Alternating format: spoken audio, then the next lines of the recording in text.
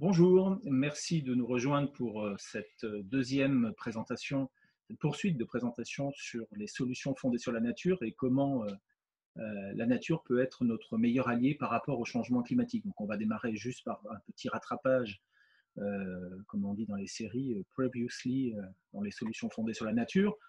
Un rappel sur le fait que la nature nous fournit tout un tas de services écosystémiques qui sont indispensables à notre qualité de vie, les services d'approvisionnement qui nous permettent d'avoir une alimentation, des fibres, de l'énergie, les services de régulation qui contribuent à limiter les dérèglements des écosystèmes et les services culturels dont nous avons besoin pour notre inspiration, nous évader, pour rêver et pour vivre de manière satisfaisante.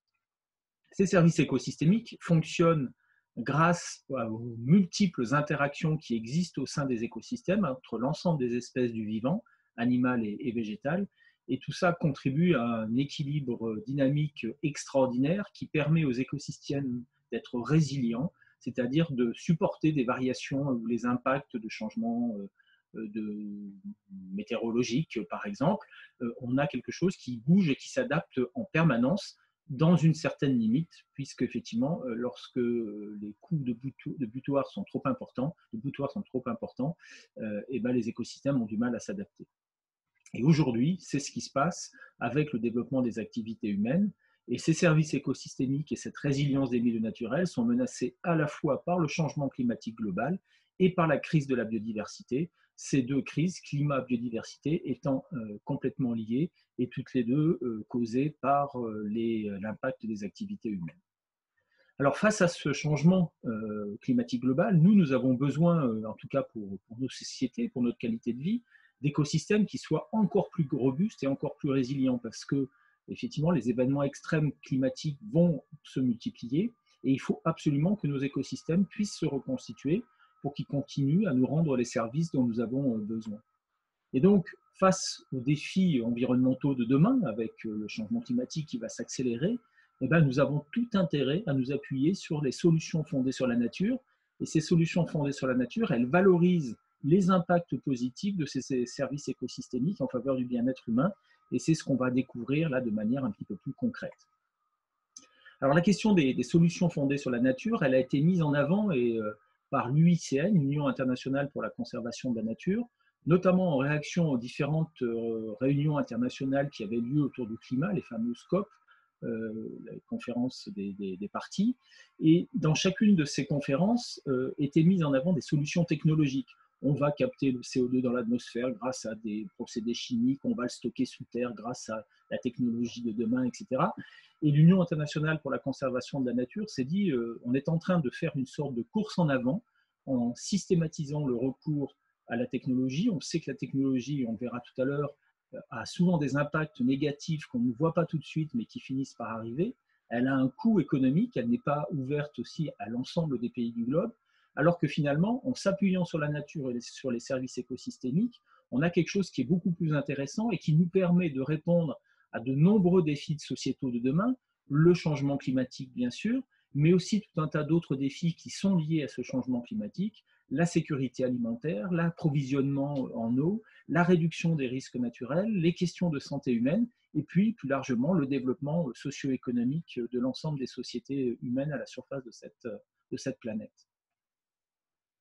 Ce qui est intéressant avec les solutions fondées sur la nature, c'est qu'à l'échelle globale, pour l'ensemble de nos sociétés, elles sont dites à la fois sans regret, économiques et à bénéfices multiples. Et ça, c'est vraiment très important de toujours avoir en tête que ces trois qualités sont liées aux solutions fondées sur la nature. Alors, sans regret, c'est parce qu'elles n'ont pas d'effet secondaire négatif pour la collectivité, alors que la plupart, voire la quasi-totalité des solutions technologiques qu'on peut mettre en place sont parfois très intéressantes pour répondre à un défi, mais posent des difficultés ou ont des effets secondaires sur d'autres enjeux. Ce n'est pas le cas sur les solutions fondées sur la nature, comme on pourra l'illustrer ensuite. Elles sont économiques parce que si parfois il faut investir de l'argent pour préserver les milieux naturels ou pour les restaurer au début, ensuite, le fonctionnement est complètement naturel. C'est-à-dire que, par exemple, la captation du carbone par les arbres, c'est quelque chose qui est totalement gratuit, totalement économique. Et donc, on a tout intérêt à s'appuyer sur ces solutions fondées sur la nature. Et elles sont à bénéfices multiples parce qu'elles rendent plusieurs types de services, elles répondent à plusieurs défis sociétaux comme on va le voir juste après. Alors, pour illustrer ça, prenons le cas d'une zone humide, par exemple en Auvergne, en moyenne montagne. Cette zone humide, par son fonctionnement, elle va jouer un rôle important dans le cycle de l'eau. Elle va pouvoir, en période d'inondation, fonctionner comme une éponge, en stockant et en ralentissant l'écoulement de l'eau et limitant les risques d'inondation à l'aval. Au contraire, en période de sécheresse, elle va être capable de restituer une partie de cette eau, de soutenir le débit d'étiage, donc de limiter la sécheresse dans les cours d'eau. Elle sert évidemment, elle peut être utilisée par un agriculteur qui pourra y mettre des animaux et donc elle va contribuer à la sécurité alimentaire, à une activité socio-économique et au développement des territoires. Elle va aussi avoir un rôle important en termes de santé humaine parce que les gens qui habitent à côté pourront venir s'y promener. Elle va contribuer à leur qualité de vie. Peut-être qu'on pourra venir y récolter des plantes qui permettront ensuite d'être utilisées en termes de médecine, de phytothérapie. Et puis, elle joue un rôle dans les activités récréatives parce que des naturalistes vont pouvoir s'y promener, des chasseurs, des pêcheurs ou des randonneurs vont pouvoir pratiquer leurs activités. Et donc, on voit bien qu'en préservant le fonctionnement de cette zone humide, on est bien effectivement sur un bénéfice multiple. On a dit tout à l'heure qu'elles sont sans regret, elles n'ont effectivement pas d'effet secondaire. Par exemple, prenons ce cas-là, on veut se protéger contre les crues et les inondations. Quelle est la bonne solution qui est sans regret, qui est économique ou qui a bénéfice multiple? On peut soit préserver les zones inondables dans la vallée, et à ce moment-là, ces zones inondables vont permettre effectivement de stocker de l'eau en période de crue, mais elles pourront aussi être utilisées par les agriculteurs, elles auront aussi un intérêt au plan écologique et au plan de la biodiversité, ou alors on peut faire le choix de construire un barrage. Construire un barrage, ce sera effectivement probablement plus efficace en termes de protection contre les crues, parce qu'on va pouvoir stocker un volume d'eau plus important. Par contre, sous le barrage, il n'y a plus d'agriculture. En termes de biodiversité, on a perdu l'ensemble des milieux naturels qui sont là.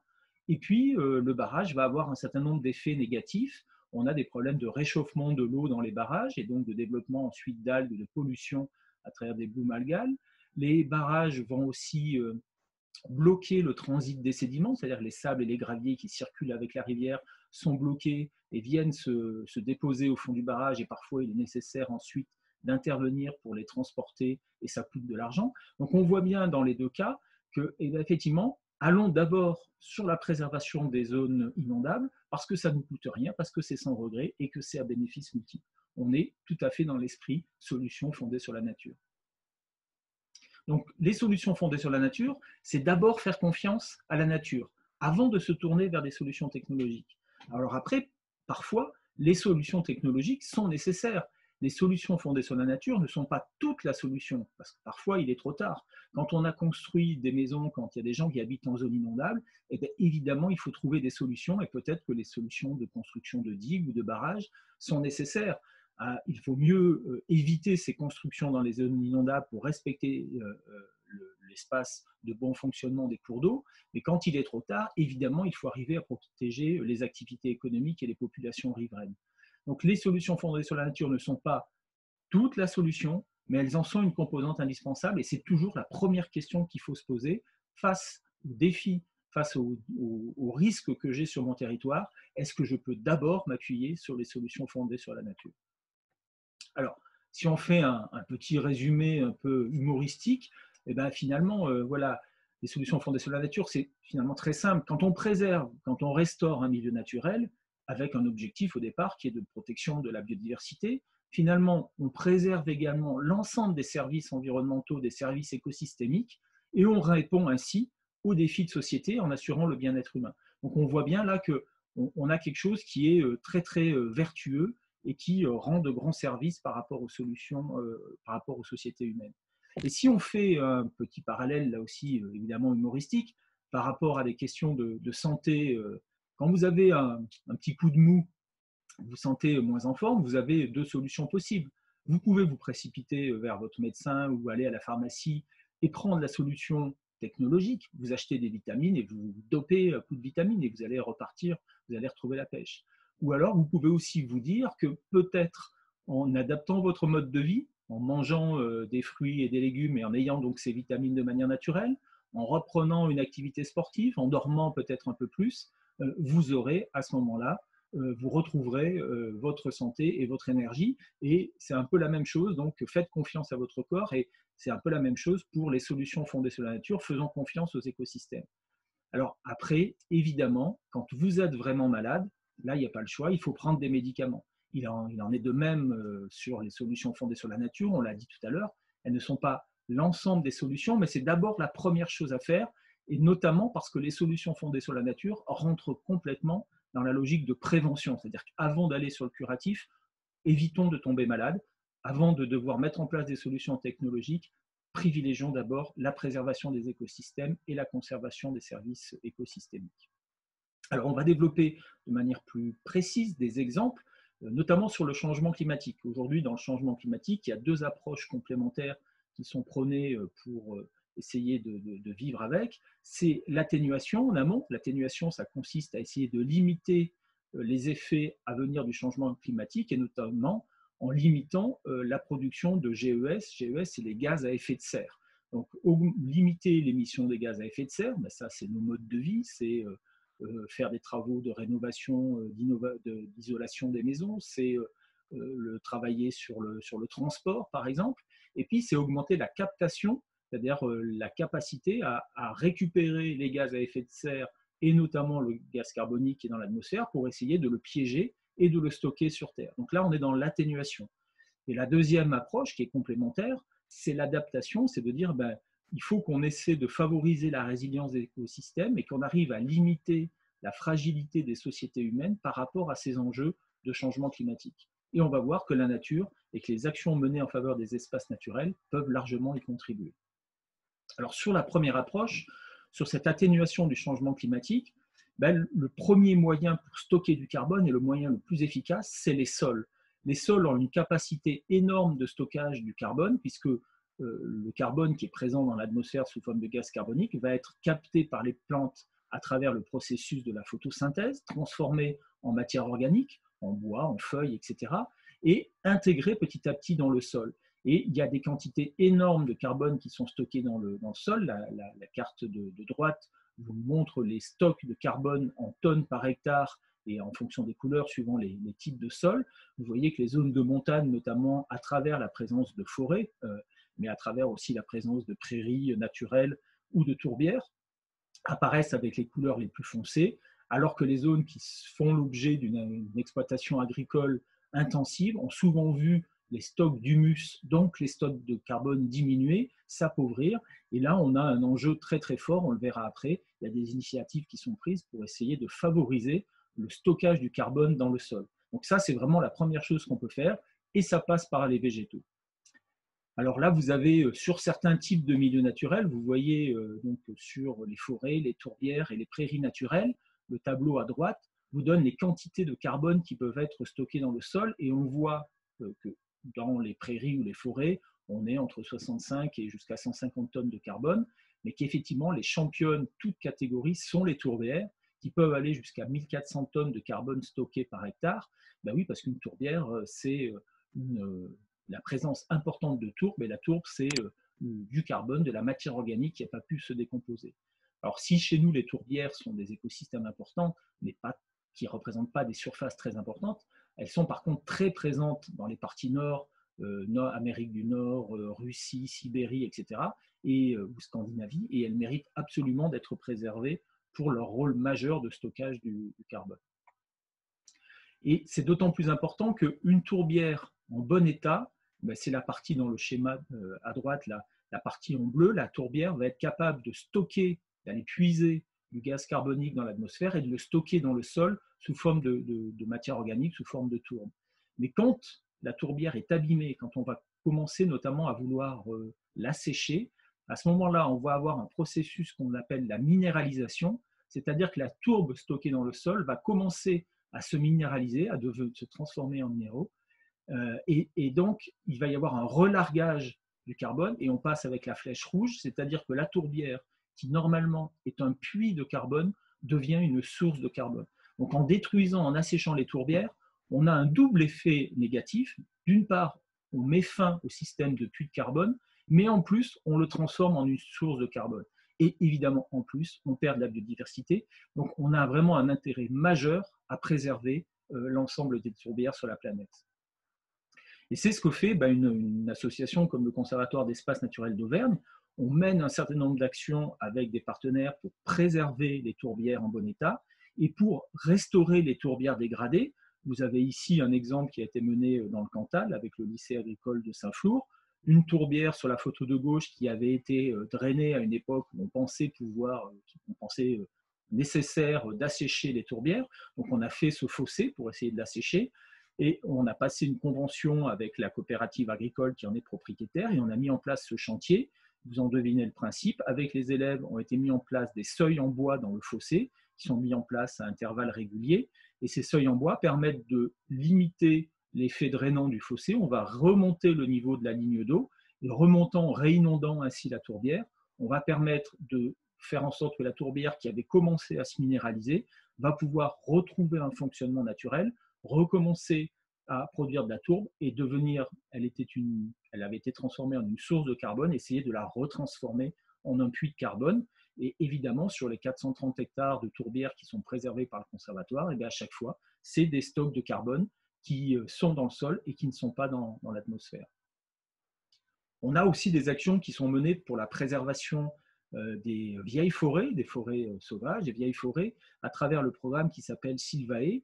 Et il y a plus de 500 hectares de forêts qui sont aujourd'hui préservés par le Conservatoire d'espaces naturels, laissés en évolution spontanée, c'est-à-dire qu'on n'y fait pas de coupe. Alors, l'enjeu, il est important pour la biodiversité forestière, de nombreux insectes, champignons sont liés à ces stades de vieilles forêts, mais on a aussi, à travers la forêt, du stockage du carbone qui est fait à la fois par la végétation qu'on voit en surface, c'est-à-dire que les arbres, mais aussi dans le sol forestier, puisque petit à petit, le carbone migre depuis les branches qui vont se décomposer dans le sol et va s'accumuler dans le sol. Donc on a là aussi des milieux naturels qui jouent un rôle très important en termes de stockage du carbone. Les prairies, qui représentent alors des surfaces évidemment encore plus importantes que ce qu'on a vu avant, les tourbières ou même les forêts, les prairies naturelles jouent un rôle aussi très important. Et les prairies naturelles, c'est aussi des zones de production. On retrouve cet intérêt multiple qu'on évoquait tout à l'heure. C'est-à-dire qu'aujourd'hui, dans une région comme l'Auvergne, la qualité de nos produits agricoles, que ce soit les fromages ou même les viandes, sont liées à la qualité de ce que vont pouvoir manger les animaux, et notamment les bovins. Et il y a des études qui ont été menées sur le fromage qui démontrent clairement que la diversité des plantes dans une prairie est à l'origine de la qualité gustative, de ce qu'on appelle la qualité organoleptique des fromages. Et c'est notamment le cas sur les appellations d'origine protégée. Donc il y a tout intérêt à conserver des prairies naturelles avec une flore très diversifiée, une diversité de prairies naturelles, aussi bien des prairies qui correspondent à des zones sèches que d'autres à des zones humides. Et le travail que fait le Conservatoire d'espaces naturels, c'est de travailler avec des éleveurs volontaires pour les inciter non seulement à préserver ces prairies, mais aussi à pouvoir utiliser les semences locales de ces prairies pour pouvoir restaurer des prairies qui auraient été dégradées. Quand on a par exemple des épisodes de pullulation d'un petit mammifère qui s'appelle le campagnol terrestre, qu'on connaît aussi sous le nom de râteau-pied, ça se traduit souvent par une dégradation des prairies avec des zones de terre nues. Et les éleveurs ont l'obligation, évidemment, de reconstituer très rapidement les prairies pour retrouver le fourrage. Ils ont parfois fait appel à des semences extérieures achetées dans le commerce, qui se sont révélées être d'abord très chères au plan économique, peu efficaces parce qu'il y avait souvent des taux de reprise qui étaient assez faibles, et qui ont posé des problèmes environnementaux parce qu'on fait venir finalement des espèces qui sont génétiquement pas du tout adaptées à notre contexte. Alors qu'on peut développer des techniques où les éleveurs peuvent récolter des graines dans les prairies voisines qui n'ont pas été abîmées, faire du sursemis en replantant ces graines sur les prairies dégradées, et finalement, on a un résultat qui est beaucoup plus efficace au plan économique, au plan environnemental et au plan évidemment de la qualité derrière des produits agricoles. Et donc le conservatoire, avec d'autres partenaires, des lycées agricoles, le Saint-Flour Communauté, le Conservatoire botanique Massif Central et la région Auvergne-Rhône-Alpes, mènent des expérimentations autour de l'utilisation de ces semences locales. Vous voyez sur les photos, on a utilisé une petite moissonneuse batteuse. En bas à droite, on a construit un prototype d'une brosseuse qui s'appelle la prairiale pour récolter ces graines. Elles sont ensuite triées. On les replante en lien avec les éleveurs et on fait un suivi pour voir l'effet que ça peut avoir. Et là aussi, en préservant ces prairies, eh bien, on contribue au stockage du carbone, puisqu'on peut aller jusqu'à 65 tonnes de carbone à l'hectare sur les prairies naturelles. Plus largement, sur l'ensemble des milieux agricoles, y compris en plaine, on peut développer des techniques culturales qui conservent la productivité et donc le revenu des agriculteurs, mais qui permettent d'augmenter le stockage du carbone. Et il y a notamment tout ce qui touche à l'agroécologie, à l'agroforesterie, qui consiste à remettre des arbres dans les zones de culture, parce que l'arbre va pouvoir jouer un rôle très positif à travers la présence des insectes pollinisateurs, à travers le stockage du carbone, à travers la protection des cultures contre le soleil et contre le vent. Et aujourd'hui, de nombreuses expérimentations sont mises en place pour essayer de prôner le retour de ces modalités agricoles qui permettent effectivement de conserver les enjeux de production alimentaire, qui sont ceux de l'agriculture, mais en plus de trouver des vertus environnementales bien plus importantes. Et là, il y a vraiment un travail très, très important qui est à conduire en lien avec l'ensemble des agriculteurs. Une autre initiative qui s'inspire aussi de la capacité des sols, et notamment des sols agricoles, c'est l'initiative qui s'appelle 4 pour 1000 pour les sols, qui a été mise en place et qui vise à augmenter chaque année d'un 4 millième le stock de carbone présent dans tous les sols du monde. Et donc là, on aurait une capacité de stockage très, très importante. Donc vous avez quelques éléments chiffrés, je vous laisserai les regarder plus précisément si vous êtes intéressé. Et vous pouvez trouver des éléments sur Internet, mais notamment l'INRAE, l'Institut national de recherche agronomique et environnementale, a publié un certain nombre d'études et montre que en modifiant les pratiques et en favorisant dans les sols agricoles le stockage de l'enfouissement de la matière organique, en réaugmentant le taux d'humus dans les sols, on peut avoir des effets très positifs, à la fois pour l'agriculture, mais aussi pour le stockage du carbone. Et ça a aussi des effets plus positifs parce que, par exemple, en augmentant l'humus dans les sols, on augmente la capacité du sol à stocker l'eau. Et donc, finalement, à la fois, on va stocker du carbone, mais on va aussi se prémunir contre les épisodes de sécheresse. Et on a vu tout à l'heure que c'était un des effets à venir du changement climatique. Alors, deuxième approche, on a vu tout à l'heure, il y avait l'atténuation, et il y a deuxième approche, c'est l'adaptation, c'est-à-dire dire le changement climatique est de toute façon à l'œuvre, il faut qu'on essaie de limiter la fragilité de nos sociétés humaines. Et là, par exemple, il y a beaucoup d'illustrations qui peuvent être mises en avant à travers le rôle des zones humides dans le cycle de l'eau. On sait qu'on va avoir, avec là aussi cette augmentation de ce phénomène extrême, des années de très grande sécheresse ou au contraire des années de très grosses inondations. Et les milieux humides, marais, tourbières, prairies humides, forêts alluviales, jouent un rôle majeur dans la régulation du cycle de l'eau, en quantité comme en qualité. Et donc, en préservant ces zones humides, on s'assure une préservation de notre ressource en eau. Alors, les zones humides, on l'a dit précédemment, ont la capacité à ralentir l'écoulement des crues, à soutenir le débit d'étiage des cours d'eau, c'est-à-dire le débit des cours d'eau en période de sécheresse, et le conservatoire qui préserve plus de 1000 hectares de zones humides à l'échelle de l'Auvergne, dont un tiers en propriété, fait en sorte que l'ensemble des zones humides sur lesquelles il intervient puissent contribuer à ce rôle de préservation, de régulation de la ressource en eau. Et l'eau va être un enjeu majeur dans les décennies à venir, même dans une région comme l'Auvergne et en tête de bassin versant. On travaille aussi énormément avec les agriculteurs et on apporte des conseils en gestion aux agriculteurs.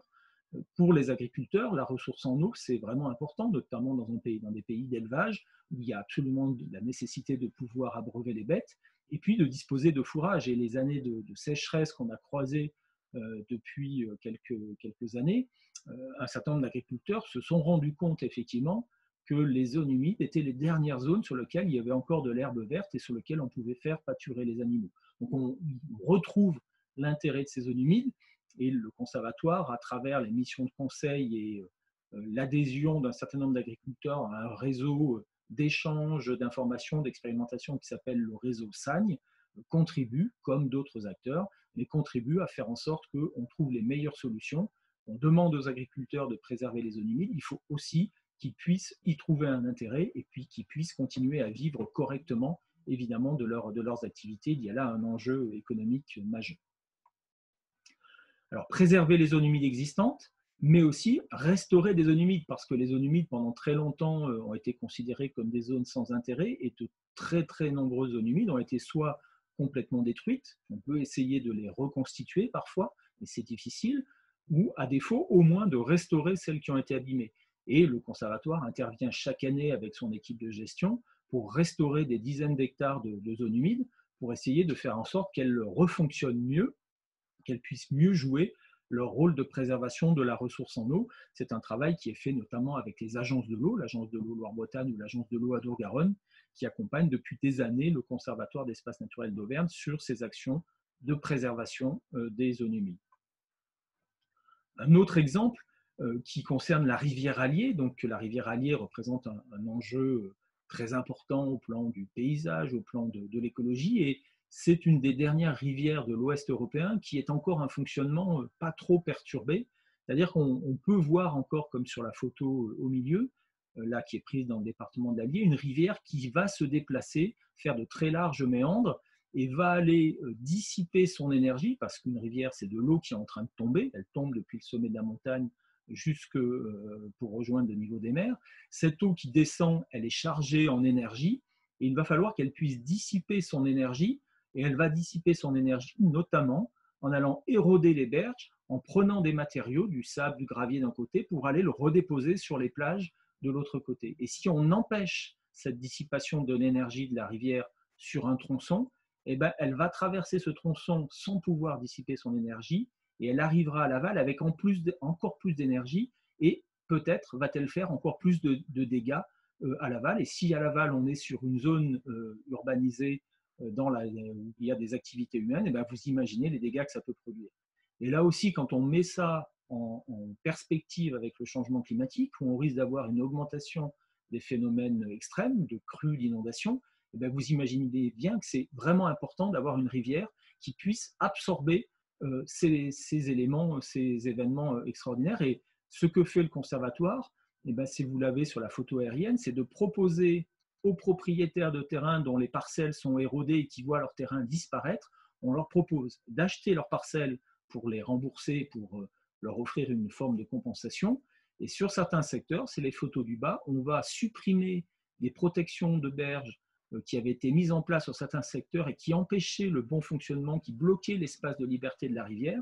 Et quand il n'y a pas d'enjeu économique majeur, on considère que c'est important de pouvoir redonner cet espace de liberté à la rivière. Il faut qu'elle ait ces espaces de liberté pour qu'elle puisse dissiper son énergie et ne pas faire de dégâts dans les zones urbanisées qui sont situées à l'aval. C'est un programme très important sur lequel intervient le Conservatoire d'espaces naturels d'Auvergne.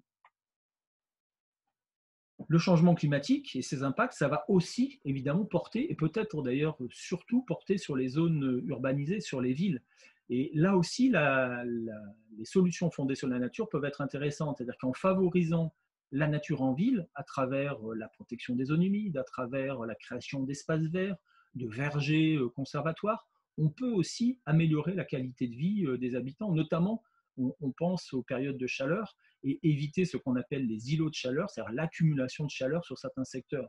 La photo en bas à gauche représente un petit verger qui a été planté sur le campus des CESO à Clermont-Ferrand, qui permet à la fois de conserver les variétés locales d'abricotiers, d'amandiers qui correspondent au patrimoine naturel et au patrimoine culturel du secteur de Clermont-Ferrand, mais qui va donner aussi un verger quand les arbres auront grandi, qui permettra de tempérer le climat et de faire une climatisation naturelle sur le campus des CESO et d'améliorer les conditions de vie et la santé des étudiants qui y sont.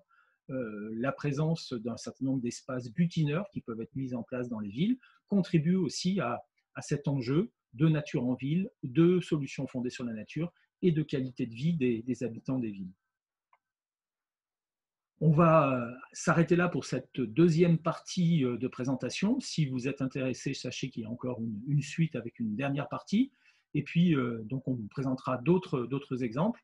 Et puis, je vous rappelle que si vous êtes intéressé par les actions du Conservatoire d'espaces naturels d'Auvergne, n'hésitez pas à nous rejoindre. Le Conservatoire est une association. Comme toute association, nous avons besoin d'un nombre important d'adhérents qui démontrent l'intérêt des citoyens pour ce que fait le Conservatoire. Vous pouvez adhérer, vous pouvez nous suivre sur les réseaux sociaux. Et puis, si vous êtes intéressé, vous pouvez nous rejoindre pour vous engager en tant que bénévole et nous accompagner sur un certain nombre d'actions. Merci de votre attention et puis j'espère à très bientôt. Au revoir.